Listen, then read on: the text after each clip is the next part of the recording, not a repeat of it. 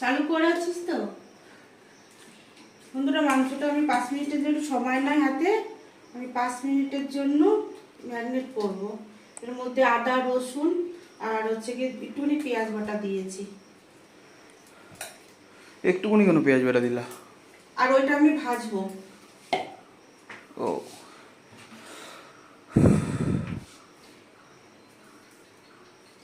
লবণ দিয়ে দিলাম, জিরের গুঁড়ো,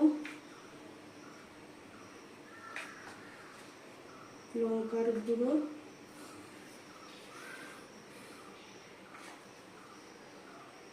হলুদ,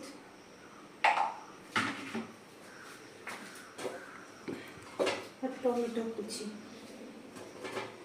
অল্প একটু পেঁয়াজ কুচিও দিয়ে দিতা। না, অল্প কিছু দেবো না। এবার একটু তেল দিয়ে দেবো, দিয়ে একটু ম্যারিনেট করে রাখবো। 10-15 মিনিটই ম্যারিনেট করবো। আলুটা ভাজতে ভাজতে যতক্ষণ টাইম নেই তো হাতে, অনেক বেলা হয়ে গেছে। কাচাকুচি করলাম মেঘের ওয়েদার, আবার আমাবস্যা লেগে গেলে কাচতে পারবো না, ওর জন্য। কবে আমাবস্যা? পরশুদিন। আজকে কিছু কেচে নিয়েছি, আবার কালকে কিছু কাচবো।